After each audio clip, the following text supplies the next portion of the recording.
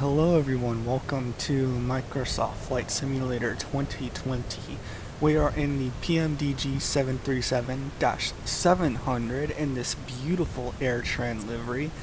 We're on the ground at Norfolk International Airport, an international airport without any international flights, but you know, we'll let that slide. We're going to be flying to New Orleans today. Let's hop in and get started. We're going to turn the batteries on here. We're going to jump down to the FMC and get our ground power connected. And the stairs shouldn't be here, so I'm going to get rid of those. Let's turn on the ground power so we don't kill our batteries. I don't know how long this flight is, but we're going to just start going through our flows. And we're going to turn on the fuel pumps here. I actually would like to get my Sim Toolkit Pro running here really quickly before I go any further. Alright, there's that. We're going to leave the yaw damper off for now. I want my panel lights on. We're going to get both IRSs to the nav position up here. We're going to come down here and turn on our window heat. We'll leave the probe heat off for now, get our electric hydraulic pumps on. Position light will stay at steady for now. Landing altitude, it's New Orleans, so it's like 0. Our cruise altitude today is going to be 380, flight level 380 that is. I'm going to prepare our bleeds for engine start here, so I'm going to turn on APU bleed and set the isolation valve to auto. And on that note, I think we're going to start boarding with GSX here. Boarding requested. Alright, let me get my lighting set up. Let's turn on our main panel lights here, and then let's turn on the pedestal panel lights. That's the floodlights. The panel lights. And then let's align our IRS. We'll go to position init. We are on the ground in Norfolk. Do you want to board crew? No, I do not.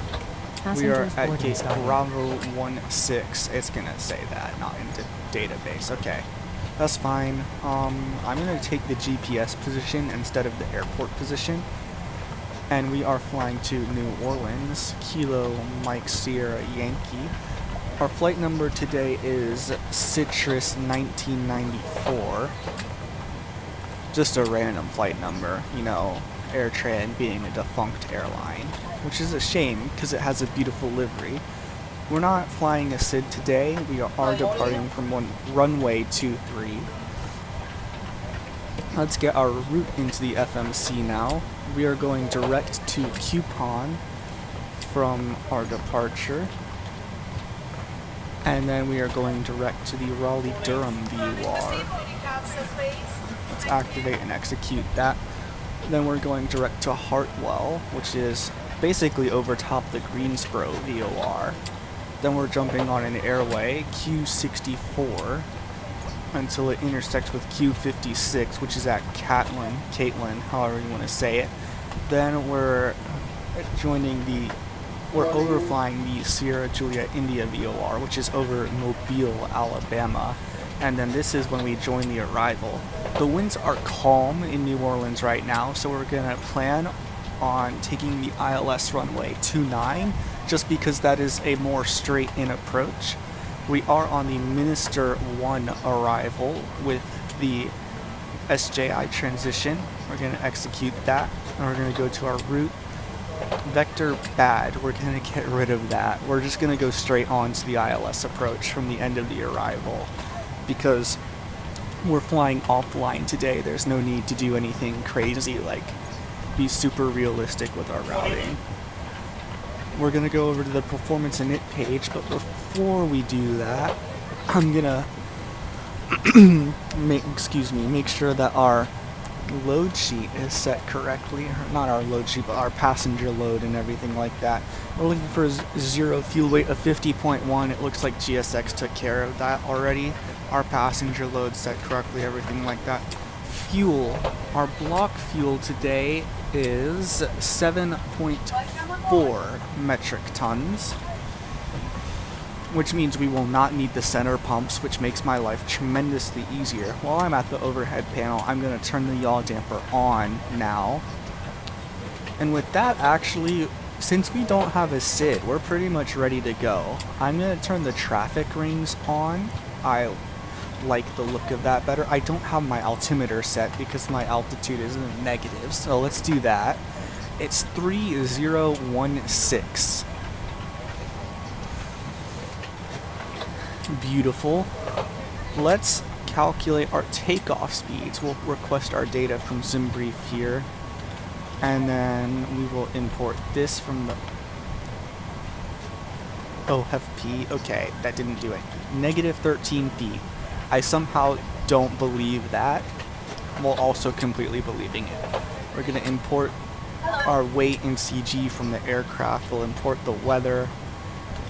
Alright, we're doing a selected temperature of 50 with a rating of takeoff 1 and a flap setting of flaps 1. Alright, let's plug everything in here first though. Our fuel weight's 50.1. Fuel reserves, it's going to be 600 plus 1,000, so it's 1,600 metric tons here. Our cost index is a measly 6, and then our cruise flight level is indeed 380.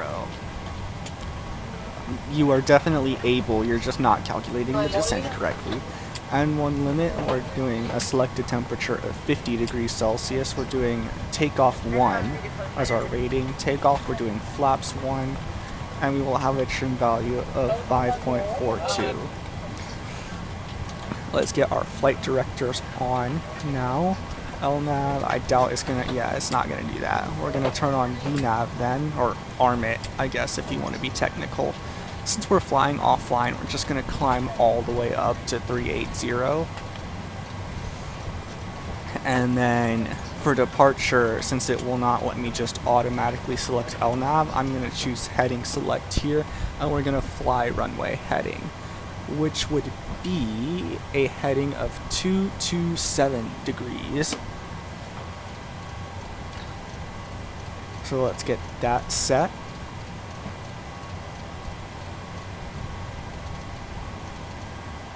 Awesome. Let's arm the auto throttle.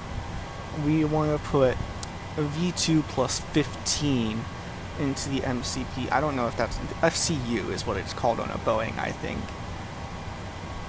I don't know what I'm saying. Anyway, 134 plus 15 is 149, if I can do math correctly. That checks out. That's 145 plus 4, so yeah, 149. Alright, with that, we are completely ready for departure aside from GSX not finishing boarding. I'm going to move the secondary FMC over to the climb page. And then I think we're going to get the APU started. Oh, I should turn on the signs. That would be a good thing to do. Seatbelt signs are on, chimes are on.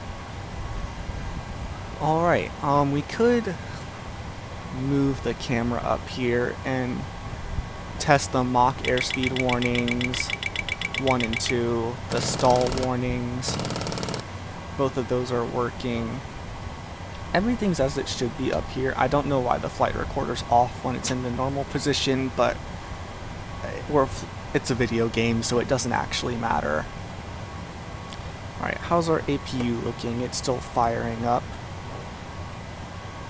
I feel like starting the APU is a much faster process on a 7.3 than on an A320. It would be nice to get some long-range aircraft for Microsoft Flight Sim. Like, the best one we have right now is the Headwind A330, and it's a freeware airplane, and it's perfectly fine for a freeware airplane, but we would all like a payware quality long-range aircraft. We got our APU onto the bus there as I was talking. I could be nice to the passengers and turn on the air conditioning, but it is 22 degrees Celsius outside with a dew point of 13, so they don't need it. Alright, I think we're going to turn on our TCAS here. Again, flying offline, so I'm just going to set it to 2000. I wish it was 2000 by default, but you know, the default cold and dark state for the PMDG 7.3 is just not great. Like, the passenger stairs should not be out by default, but they are. Oh, boarding's completed. Okay. Well, see, the thing is, I have a DoorDash order that is getting here, and so I will cut back to when I have picked that up, and then we will start our pushback. Alrighty, I have obtained my food and we're ready to go. We're gonna start by getting the anti-collision light on, and then we're gonna prepare for pushback and departure here. Yes, I don't want to push back with the ground power. That would be less than ideal. Let's turn that. You should always turn off the ground power for realism purposes before disconnecting it. Otherwise, you will kill the ground handlers. Hello, Captain. We are ready for pushback. That's wonderful. You should put the bypass pin into the nose gear so we can push back the aircraft. That would be a good start. This simulator looks so good. Why is that? We're not ready for pushback because the front door is still open. We should turn off Departure the checks chocks. completed. Bypass pin inserted. To be technical, is my parking brake set? It hasn't yelled at me, so I'm gonna assume yes. Let's make sure the door is it's closing. Okay, good. Yeah, you did your departure checks and you said everything's good as the front left door is still open. Locking gear. This livery looks so good. I wish it was still flying. I think we're gonna quick edit pushback here. Really, our aircraft is too big for this gate. So I think quick edit is the way to go. We'll just push back. Like, you see that circle here? That's where I think we're gonna try and put the nose. Yeah, that's not gonna work. That would put our main gear into the grass. That looks pretty good to me. From editing mode. Please wait. Release parking brakes. Commencing push. All engines clear. Start at will. On that note, we're going to start engine number 2. Our packs are off just for good measure. Let's get the engine start over to the ground position. So, the thing about the way I go about flight sim, I don't do it to be the most realistic. I just do it to have fun and fly from place to place. So, yeah, this is not going to be the channel for you if you're looking for like hyper-realism, doing everything in the correct order, things like that. Let's introduce fuel here. But no, that's not what I'm about. Otherwise, I would like play on that sim. I'd just be a real pilot if I wanted to be ultra-realistic. And broke. But I'm broke enough being in college, so I don't need to go to flight school to add on to my brokenness. Engine 2 looks like it's starting nicely here. We are really turning this aircraft. Alright, that sounded like, yep, that was indeed the start valve closing, so we got a good start on engine 2. Brakes. That is my outside view Unlocking button. gear. Now the parking brakes are set. I'm going to have some audio balancing to do in editing. Let's start engine 1. Start valve over to the ground position. Or engine selector switch, I guess, is the name for it. Not the start valve, but same thing, really.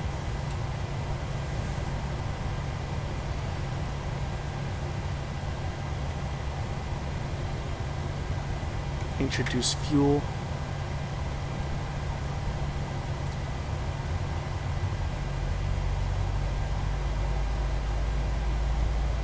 Unfortunate that we are taking off to the west because I feel like the Tow truck disconnected.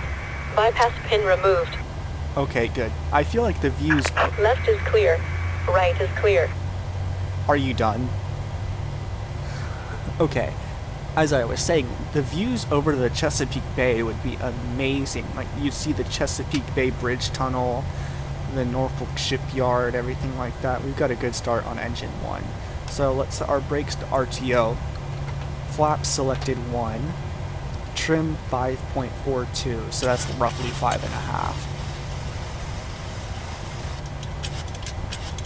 That looks good to me. Let's get our generators on the bus.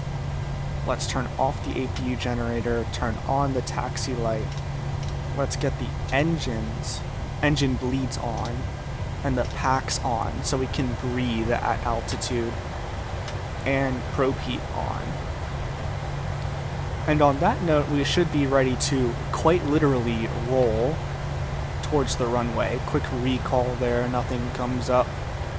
All we really have left to do, as our flaps are set 1 and we've got the green light now, is test the takeoff config.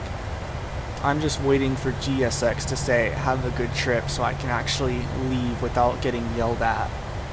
But it appears GSX has already done that, so let's taxi to the runway.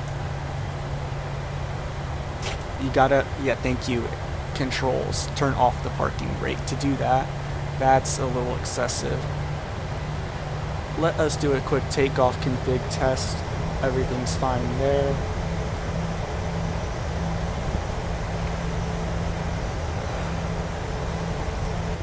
So yeah, Norfolk, pretty small airport, and I know people local to the area are going to hate my pronunciation of Norfolk, and to that I would say, stop being like your British predecessors and pronounce the names of cities the way they're spelled.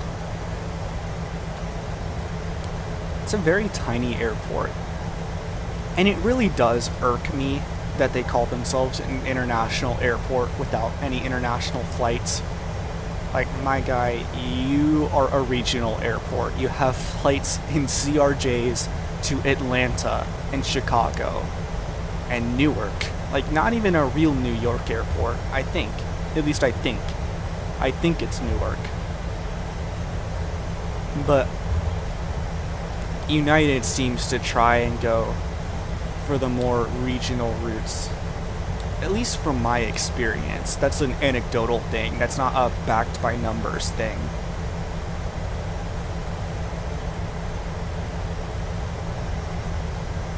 This is the VerticalSim Norfolk scenery from Microsoft Flight Simulator, and it looks absolutely amazing. It's been so many years since I've been to this airport, and I've flown out of it so many times. I do kind of wish I could go, like, this airport, the reason it sees so much traffic is for people going to the Outer Banks and North Carolina, because like the next closest airport is actually one we're going to be flying over. It's Raleigh, and it's a 3-hour drive from Raleigh to Nags Head in the Outer Banks. And it's not that bad, it's just Norfolk's closer. Like, you go straight down US Highway 158. I don't think it's straight down because I don't think US 158 goes through Norfolk, but it's pretty close at least. And Virginia DOT was pretty smart. It might be Virginia, I'm not sure if it's Virginia or North Carolina, but one of them tolled that road that goes from Norfolk to the Outer Banks, so they just rake in money from the tolls. It would be much smarter though if they actually invested that money back into the infrastructure, which I highly doubt happens. But alas, no point in worrying about things that one cannot control. Why is this taxiway so bendy? This airport is tiny. We should be able to have one straight taxiway going from one end of the runway to the other. Look at the windsock. I actually really don't like that about Microsoft Flight Sim, is the windsocks never seem to point in, like, it's saying we have a tailwind right now, and that's just factually incorrect. They never seem to point in the direction the wind is actually blowing. Microsoft, like, the visuals are Microsoft Flight Simulator's strong suit. And really, it's only strong suit. Yeah, we're not... Yeah, the windsock should definitely be pointed the other way. Alright, let's get our landing lights on here. We're going to put them all the way on, not to pulse. Get the wing lights on and get the strobe lights on. We are actually flying live time right now. Just for the record. It is 10 o'clock in the morning, like on the dot, as I'm saying this, in the US Eastern time zone. So it's a nice morning flight. This is my preferred time of day to fly in the simulator because I just don't like flying at night. Like sunrise and early morning are my favorite times of day. 10 o'clock doesn't count as early morning. Unless you're a college student like me. Like, I'm a morning person by spirit, but not a morning. Why is the runway so bright? But not a morning person by circadian rhythm.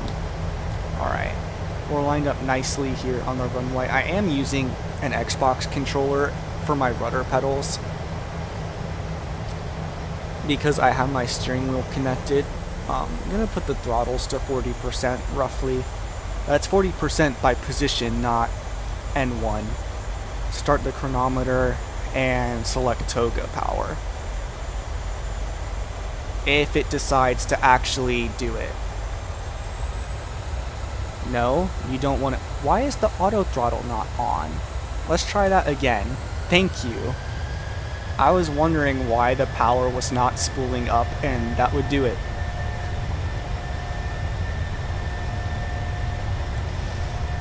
I armed the auto throttle earlier, and I know I did it, so I don't know how it got turned off. Alright, release the forward pressure on the yoke.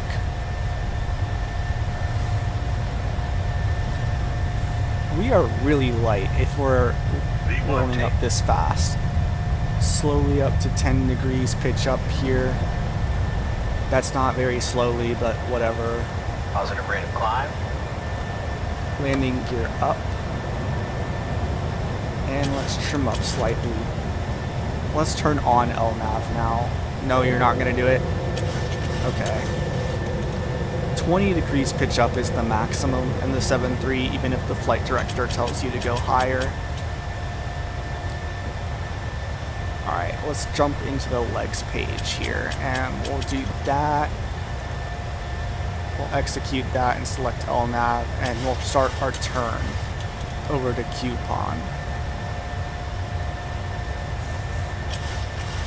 And I need to increase the range on my navigation display. Look at the city of Norfolk here. It looks so beautiful. It's a shame Virginia, like the Virginia Beach area, doesn't have any major league sports teams. Like, they got the Norfolk Admirals, which is an ECHL team. That's the third level of hockey, for those of you not aware. And then they have the Norfolk Tides, which is the Baltimore Orioles AAA organization. And that's really all they've got. But you know, Norfolk is really a military town more so than anything. So it kind of makes sense that it's not a big sports area, but I feel like Virginia, Southern Virginia, really, really deserves a professional sports team. Like any of the big four, or big five, I guess now, with MLS coming onto the scene. Alright. My aircraft is very much not in trim right now. Let's start trimming it down just a little bit. Coupon is actually not that far away, so I'm going to hand fly it all the way there, just because it's not a sector where I'm going to have a lot of hand flying opportunities, and if you're not hand flying a Boeing, what are you doing with your life?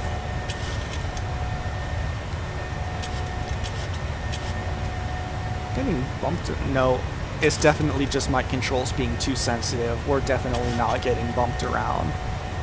It's actually flying really nicely though right now. Like, the PMDG 7.3 is absolutely horrendous to fly in the wind. Still trimming the aircraft to get it where I want it. I think That's about as good as it's going to get there. That's really good, actually. Very high pressure on the East Coast. 3016. Makes sense that it's very pleasant. Like, we're 8,000 feet in the air. The total air temperature is 19 degrees. But, you know, that's not important for how it feels on the ground. It's 23 degrees Celsius on the ground, which is roughly mid-70s, mid to high 70s, I think. So it's a very pleasant day as we approach 10,000 feet here. We'll ring the cabin, and we'll turn off our landing lights, and the taxi light, and the wing light, and we'll accelerate up to 280 knots with our tiny cost index of literally just 6. But, you know, this flight leg is so short that the cost index would not make a difference anyway. Like, and at least time-wise is what I'm saying. Time-wise, for a cost index to start making a difference, your flight has to be at least 4 hours long, I think. And this is not 4 hours long. In fact, let's go over to the progress page. Our destination is 804 nautical miles away. So it's only really about half that. Maybe 2.5 hours with climb and descent.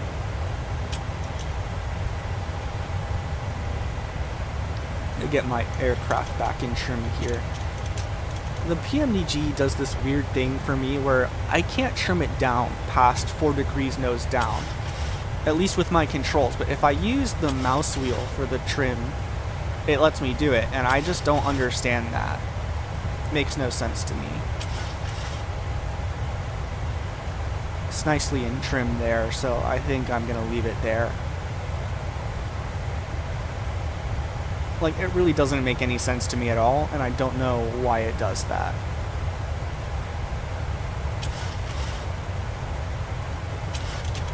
Okay, we're accelerating too much now, so I'll pull the nose back up and trim up a little bit. I want to make this one... What is this airplane doing? This one turn, and then I will turn on the autopilot.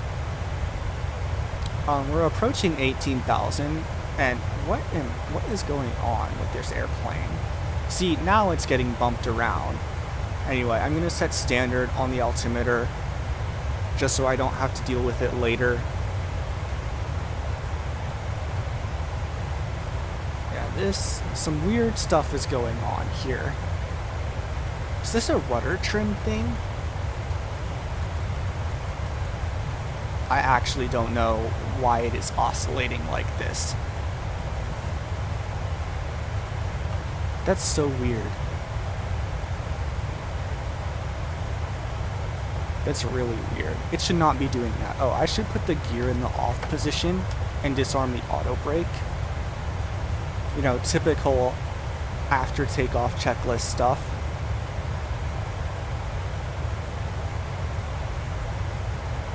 Still hand flying it, by the way. It feels like it should not take this long to go 30 miles, which is how far this waypoint was from the runway. We are kind of missing out on the views by hand flying it, but we're kind of at the point where we're in the middle of nowhere in Virginia now. Like, I think we're actually over swampland and marsh, so it wouldn't be that exciting anyway. Alright, aside from the episode where the plane was oscillating from and me making abrupt control inputs like that will not help. But besides the abrupt oscillation episode, the airplane's actually flying really nicely right now. I am not the best pilot, like in terms of smooth control inputs and, you know, small corrections, which is one of several reasons that I would never be a real pilot.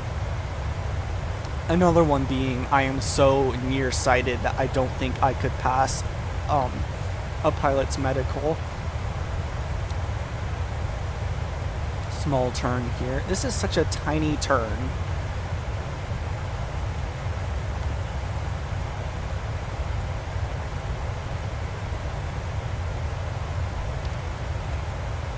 Our next waypoint is 99 miles away.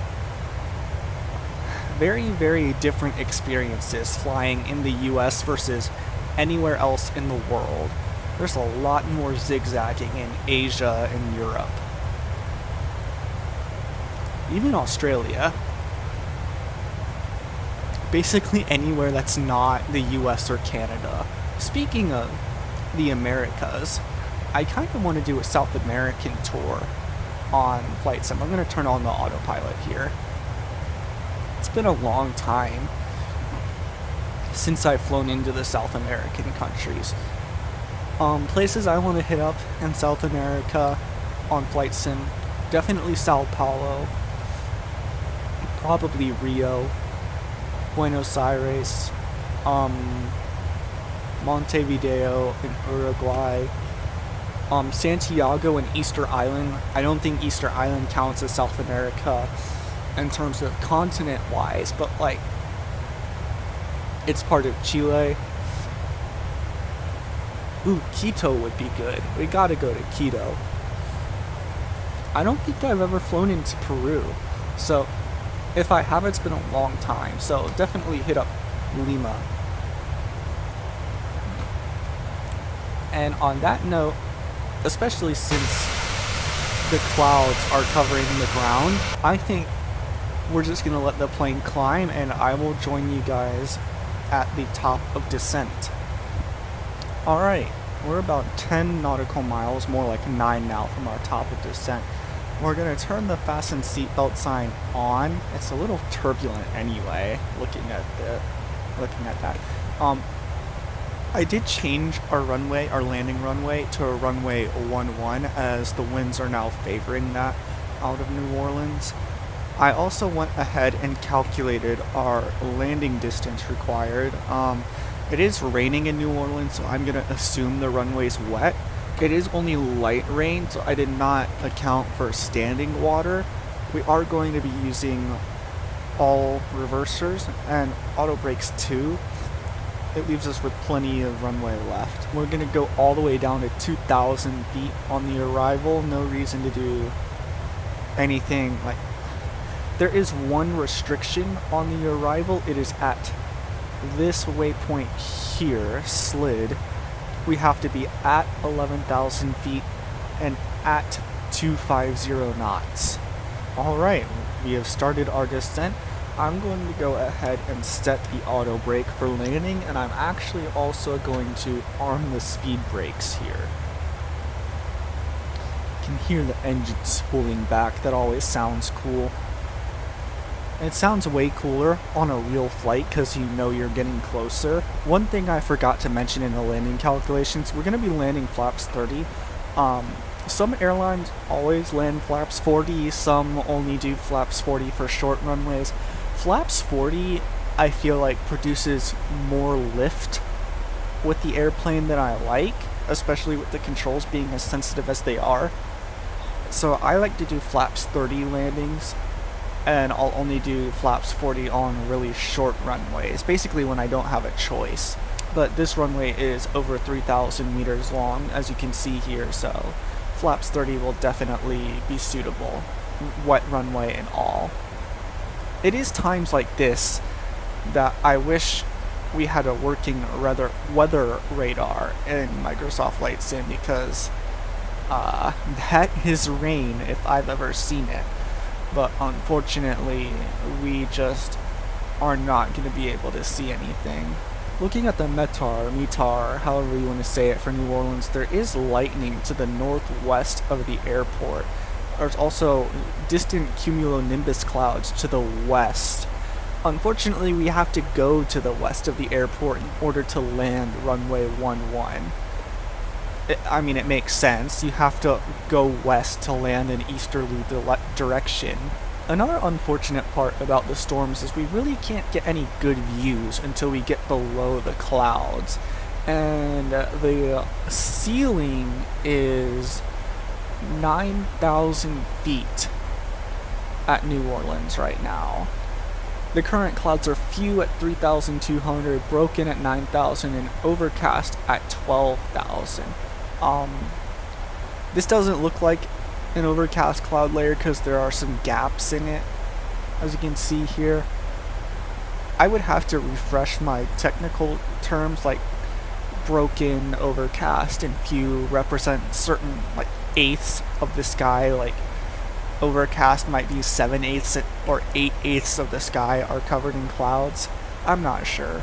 Alright, now would be a good time to get our flaps and speed set for our approach. We're gonna land flaps 30, so VREF is 127 knots. We're gonna fly in at 132 knots.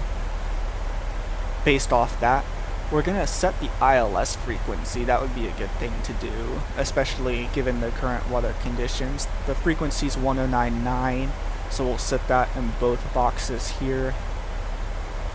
And then we'll adjust the course here. I believe it's 106 is the course. I think so. Yeah.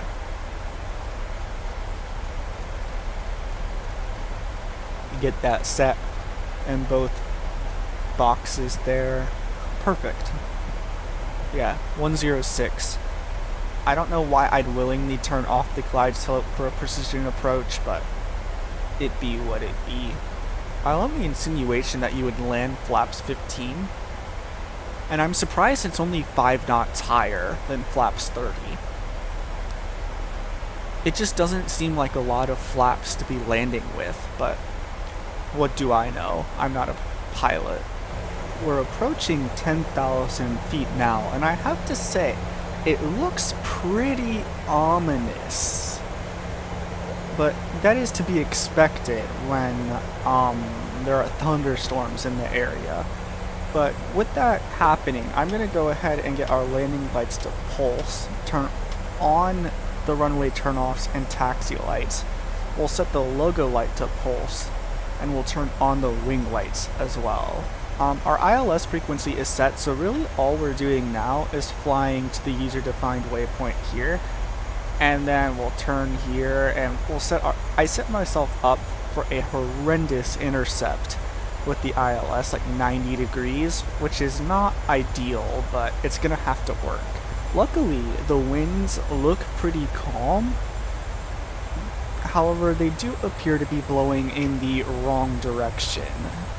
But the METAR says that they are in fact blowing the other way. Like they're 130 at 4 knots right now. So I'm not sure what this is about. I am using Active Sky FS, but one would think that it would have the correct winds then. Alright, we're turning on to the approach now. I busted the altitude constraint at Turtle just a little bit, but I quite honestly don't care. I think we're going to go ahead and arm the approach mode, and we're going to turn on both autopilots here. We've picked up the glide slope already, which is interesting, considering we're 14 miles away from the runway threshold. I think we're just going to fly at 200 knots for now, and the weather has cleared up a lot. We've captured the localizer now.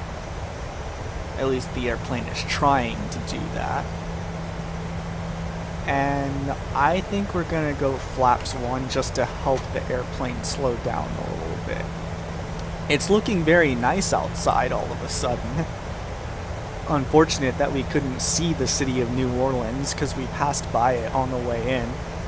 That giant lake right there is Lake Pontchartrain for anyone not familiar with the New Orleans area. Alright, I'm going to go ahead and select flaps 5. 2500. The airplane is taking its sweet time to slow down, and I would rather just stay ahead of it. Alright, we have glide slope capture, localizer capture. It's looking good so far. We do have a slight crosswind, but it's nothing unmanageable. That being said, I will not land on the runway center line in a crosswind, but it's a video game, so it doesn't matter. And I'm also flying offline, so it really doesn't matter. Alright, I'm going to slow us down to 180 knots now, and select flaps 10. Actually, I'm gonna get us fully configured now. We're about 6 miles away. Let me check my reference speeds. Yeah, I'm gonna slow us all the way down to 132. Flaps 15 now. Let's make sure we don't overspeed anything. Yeah, we're fine. Then flaps 25 right about now. 1,000. And flaps 30. We're fully configured.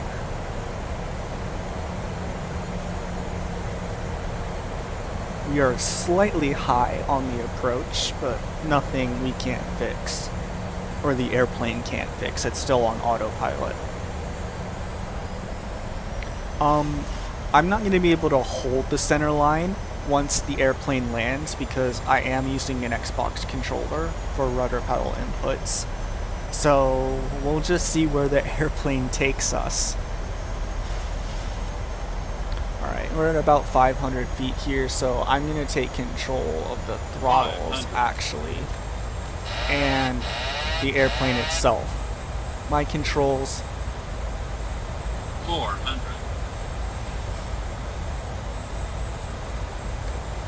Let's not get too high.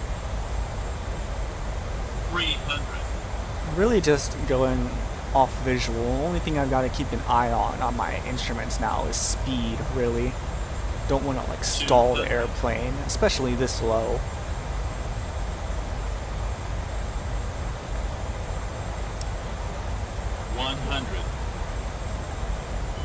A little bit left of center here. 50. 40. 30. Pull the throttles back. 20. Hold the nose. Look to the far end of the 10. runway. We're going to slam into the runway here. Okay, maybe not. Reversers. I have no clue what the landing rate was because it didn't pop up. Decelerating. That could have been a lot worse.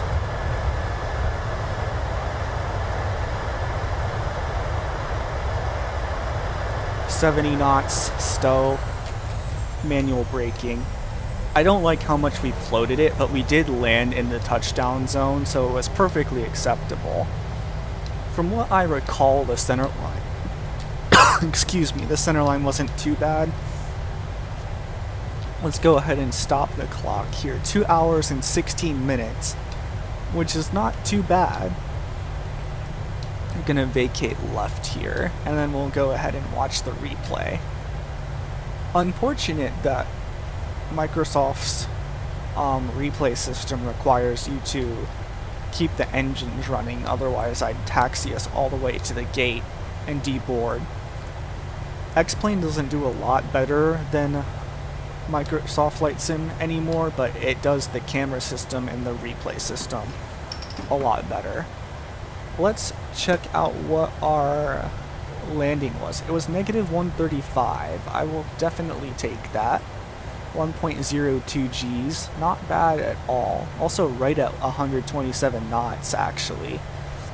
So let's go ahead and watch the replay here. We'll stop the recording. I forgot to rearm the spoilers before starting the replay, so those are just going to be up. We're just going to have to deal with that. I can't do anything about it now. So yeah, looks like we came in just a little bit high, maybe just a little bit. And then yeah, there's the float. It's still floating, and then it just kind of starts dropping. And then we just kiss it. The center line actually was acceptable. I wouldn't call it good, it was acceptable. And there's the sound of the reversers. Yeah, not a bad landing at all, actually. One of my best in a while.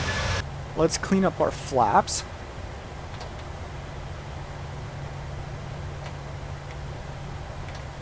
Disarm the auto brakes. Disarm the spoilers.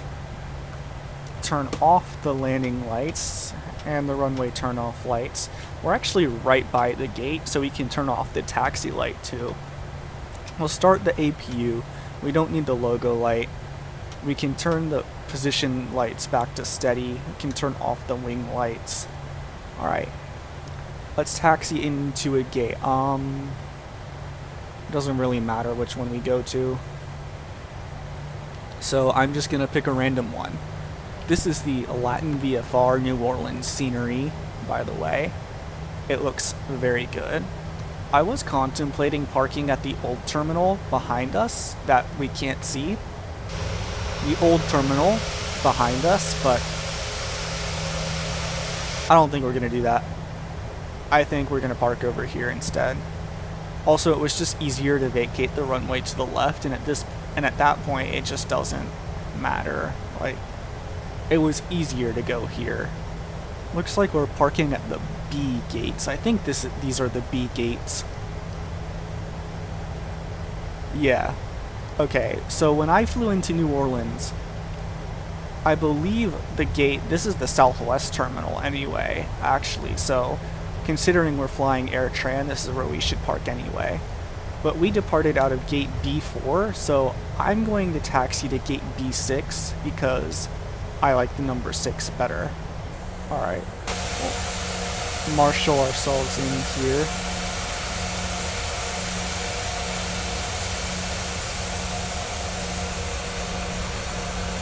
I can't read those markings on the ground. That looks good enough to me. That line also says 737, so yeah, we're gonna park here. Pull the throttles back to idle. Is the APU available? It is. So we'll put the APU on bus, and then we will turn off the engines. We'll put the APU bleed on, and we can turn off the beacon light, we can turn off the seatbelt sign, and we can start deboarding. The boarding requested.